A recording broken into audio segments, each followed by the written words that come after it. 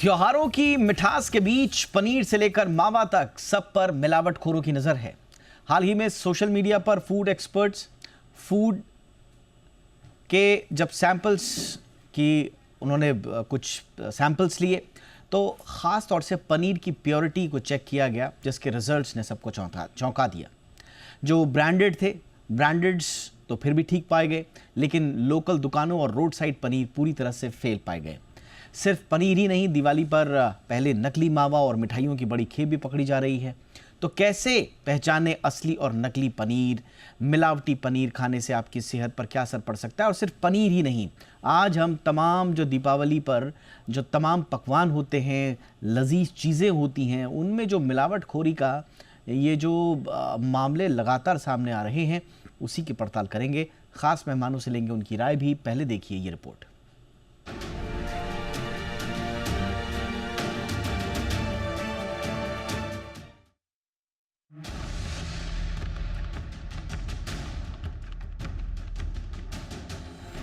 पनीर हर भारतीय रसोई का स्टार माना जाता है, लेकिन क्या आपका पनीर सच में शुद्ध है? हाल ही में एक टेस्ट ने बड़ा खुलासा किया है। बड़े ब्रांड्स पास हुए, लेकिन सड़क किनारे बिकने वाला पनीर फेल हो गया।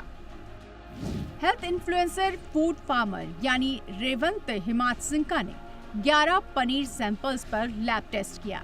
नतीजे चौंकाने वाले हैं। Amul, milky mist, ID foods जैसे बड़े ब्रांड्स ने प्योरिटी चेक पास कर लिया, लेकिन लोकल डेयरी और स्ट्रीट वेंडर्स के सैंपल्स लगातार फेल हुए। टेस्ट में जिन ब्रांड्स ने बाजी मारी, उनके नाम भी जान लीजिए।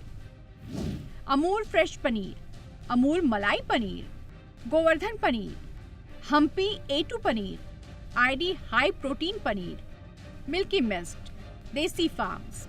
इन सभी ब्रांड ने प्योरिटी टेस्ट में क्लीन चिट पाई है। अब सवाल यह है कि लोकल और स्ट्रीट वेंडर का पनीर क्यों फेल हो रहा है?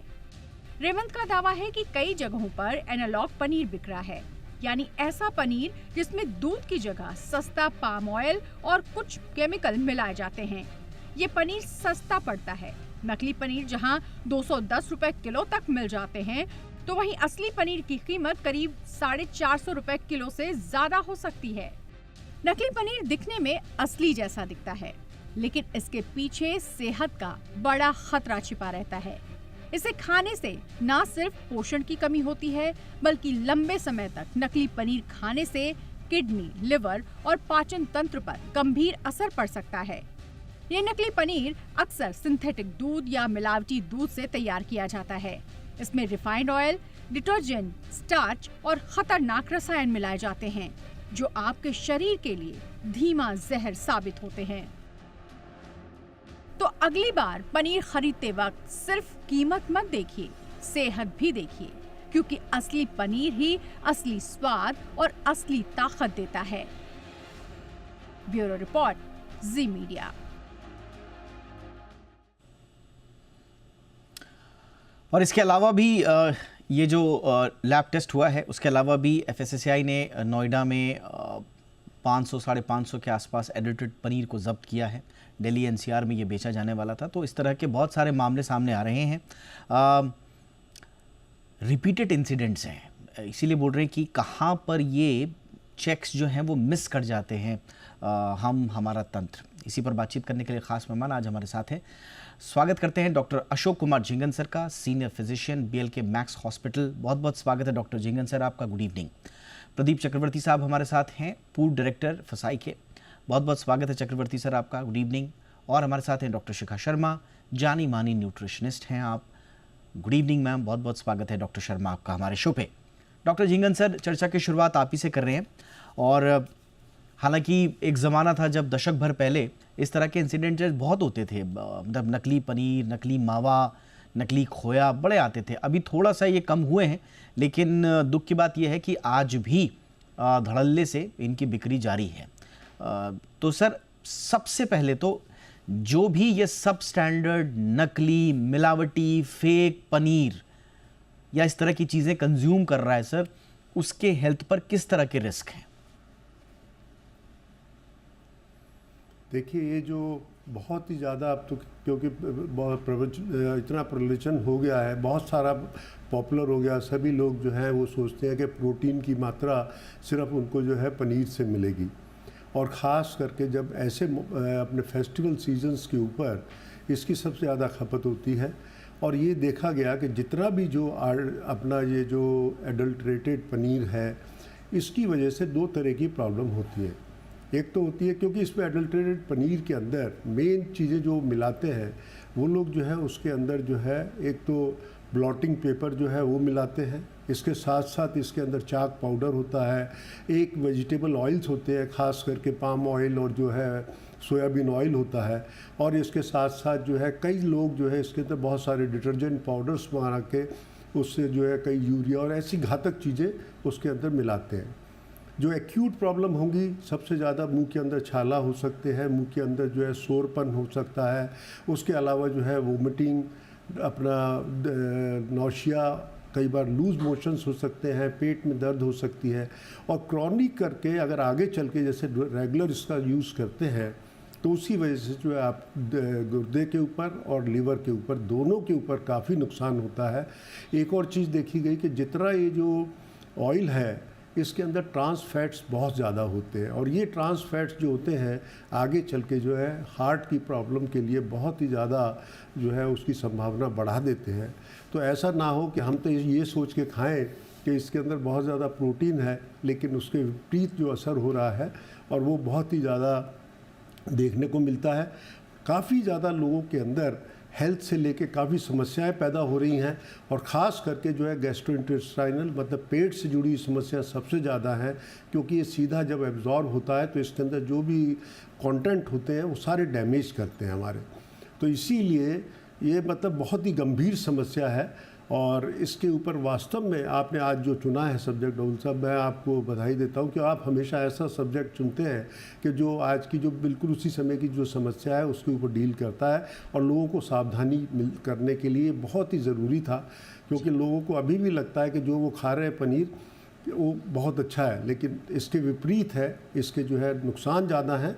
और घर पे खुद देखिए, सबसे अच्छी बात तो ये है कि आप खुद अपने घर पे इसमें थोड़ा सा गर्म दूध में अगर दही मिला दें और उसको छान लें तो आप खुद उसका पनीर बना सकते हैं। और आप देखिए दोनों के अंदर जो उनकी कंसिस्टेंसी होती है उसका बहुत फ़र्क होता है। जो आप ये जो अडल्ट्रेटेड वाला है वो इतना हार्ड है कि उसके जो अलग से पता लग जाएगा, और जो आप अपने घर पे बनाते हैं वो इतना सॉफ्ट होता है, तो आप अलग से भी उसका पता लगा सकते हैं कि ये अडल्ट्रेटेड है या नहीं है। और एक और जो सबसे कॉमन उपाय होता है कि आप इसी को, जैसे अडल्ट्रेटेड पनीर है तो अगर इसको जो है उबलते हुए पानी में डाल देंगे तो अलग से अपना जो है ऑयल छोड़ देता है, और उसके अंदर जो है कई बार जो है अलग से उसमें जो है कलर देने लगता है। बिल्कुल ठीक आपने कहा ये सर, सब एंड चीज़ें आपने बिल्कुल सही कहा कि अल्टीमेट जो प्रिकॉशन है वो तो यही है कि त्योहारी सीजन में सबसे सुरक्षित तरीका जो है वो है घर पर अपने दूध से, अपने घर में कंज्यूम किया जाने वाला जो दूध है उससे आप पनीर बनाइए। ये अल्टीमेट प्रिकॉशन है। बट इसके बावजूद अगर बाहर से आप लेकर के आ रहे हैं तो कोशिश कीजिए कि चीप पनीर, सस्ता पनीर ना लें, ब्रांडेड लें, पैकेज लें, और एक एस्टैब्लिश ब्रांड का ही आप पनीर लें। प्रदीप चक्रवर्ती साहब, हमने देखा कि इस बीच में फसाई काफ़ी एक्टिव भी रहा है। जैसा हमने कहा कि दिल्ली और आसपास फसाई ने कई सैंपल्स भी पकड़े हैं, उनको टेस्टिंग में भी भेजा।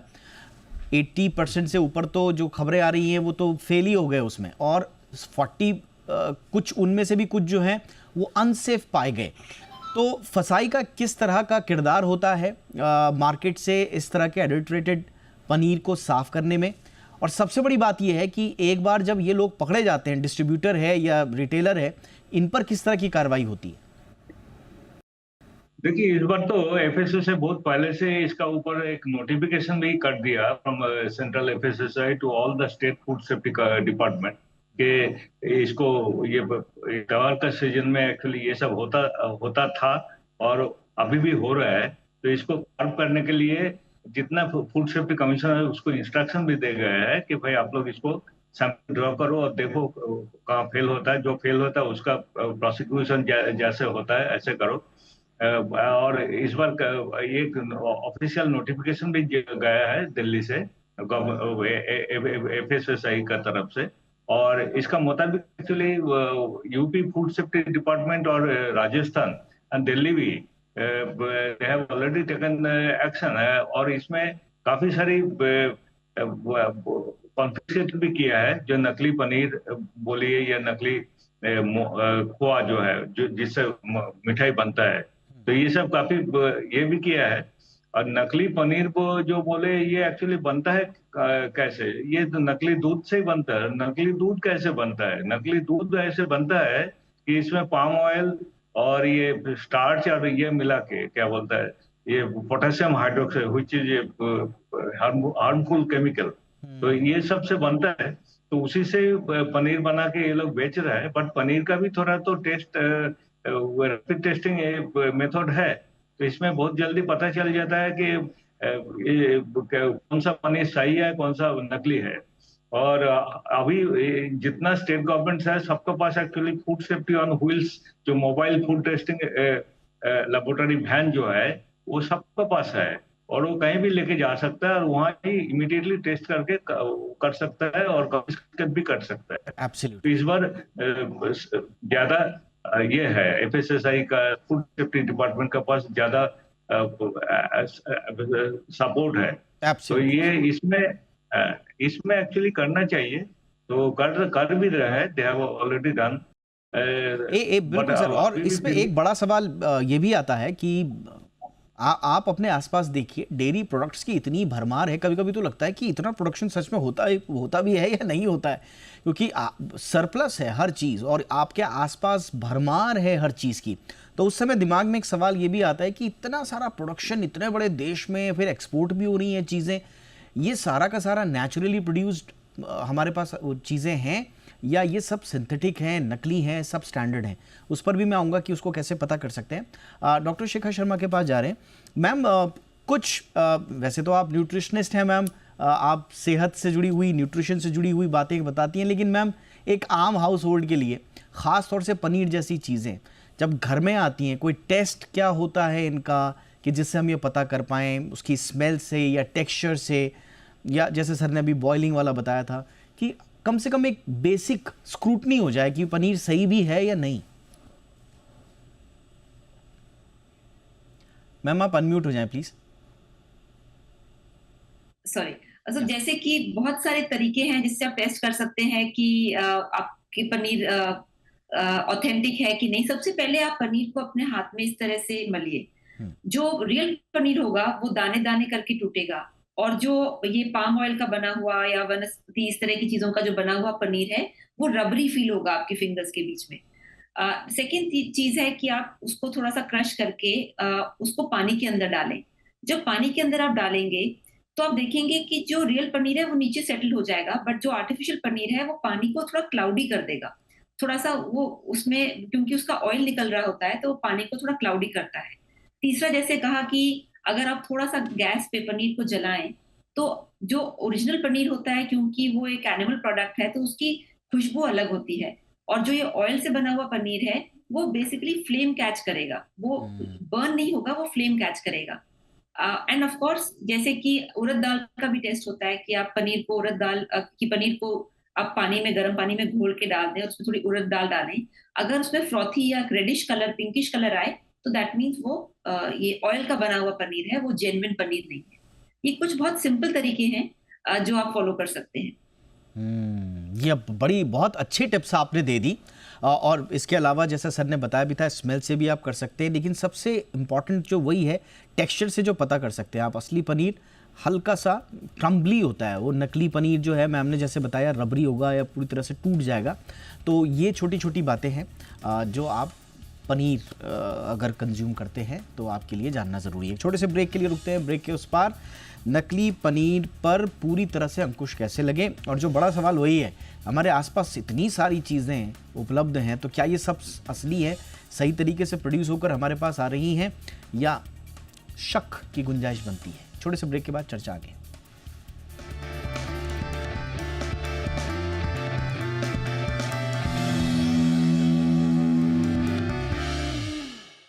ब्रेक के बाद आपका स्वागत है। डॉक्टर झिंगन सर, पनीर जो है वो तो एक स्टेपल फ्रेश चीज़ है, मतलब इंडियन क्विजीन का तो बहुत ही वाइडली कंज्यूम्ड बड़ा फेवरेट है लोगों का। और जिस तरह से हेल्थ अवेयरनेस आई है, अर्बनाइजेशन आया है, demand of protein rich foods आया है, उसमें पनीर का कंजम्पशन भी लगातार बढ़ा है। और हम तो वैसे भी दुनिया के सबसे बड़े लार्जेस्ट मिल्क प्रोड्यूसर हैं, और उसमें ये पनीर का अपना एक मकाम है, बहुत ज़्यादा इसका इस्तेमाल होता है। लेकिन ये जो हम इतनी बड़ी तादाद में नकली या सब स्टैंडर्ड पनीर खा रहे हैं सर, क्या ये एक मास हेल्थ क्राइसिस बन जाएगा सर अगर इसको ढंग से चेक नहीं किया?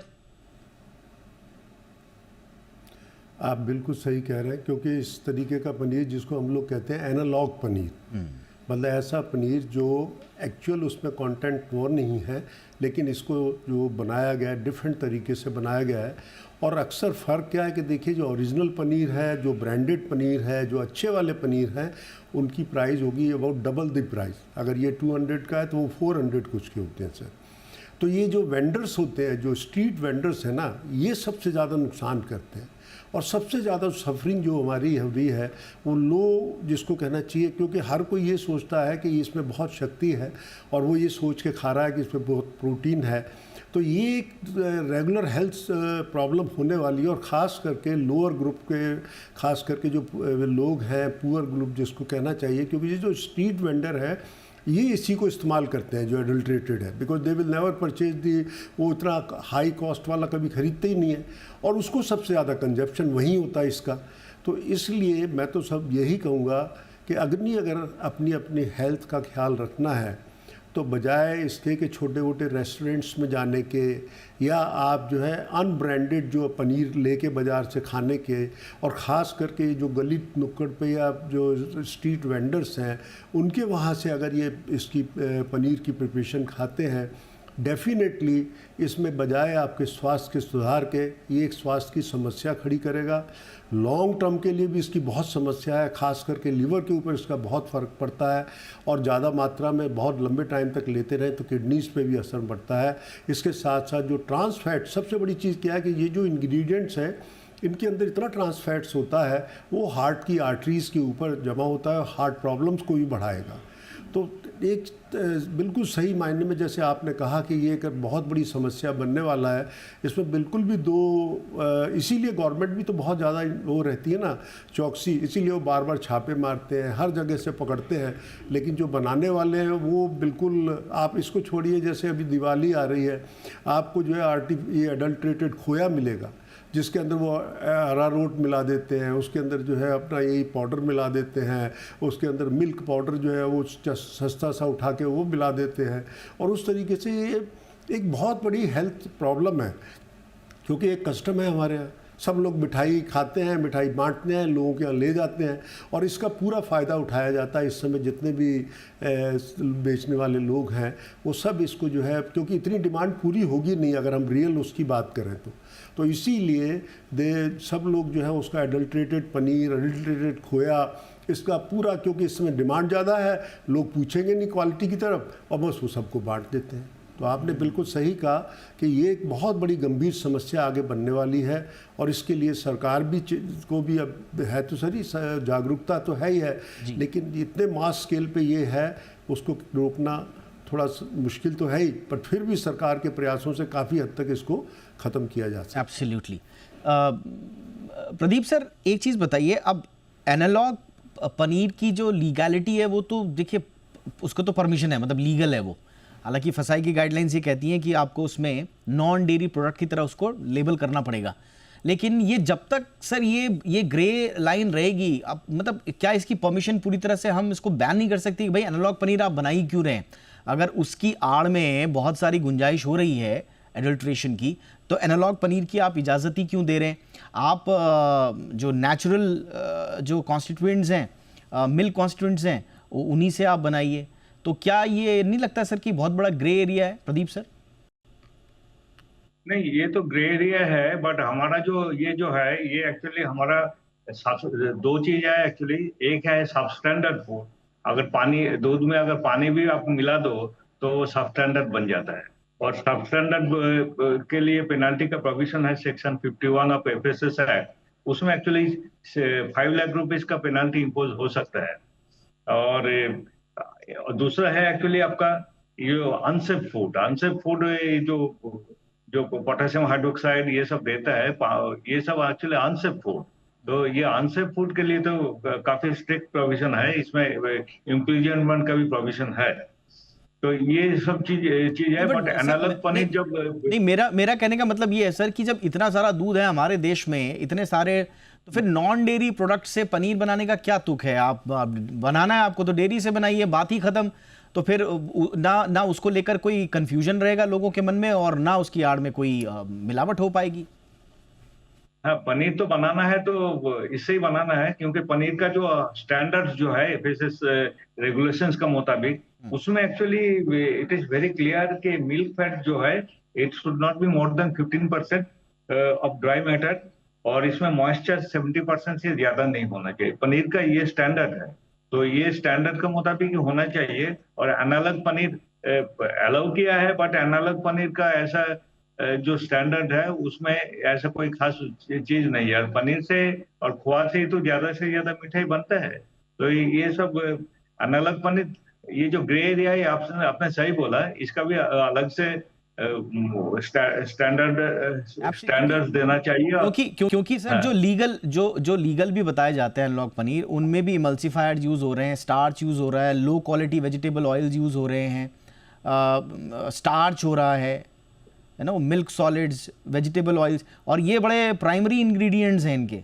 तो ये इम्पैक्ट ऑन हेल्थ का जब असेसमेंट करते हैं तो भले ही ये लीगल कैटेगरी में है, लेकिन अगर आप इनका हेल्थ असेसमेंट करेंगे तो बड़े खतरनाक है। जैसे सर ने अभी बताया कि आपके किडनी से लेकर आपके लिवर से लेकर हार्ट तक हर चीज में इनके इंग्रेडिएंट्स, जो प्राइमरी इंग्रेडिएंट्स हैं, वो बड़े खतरनाक हैं।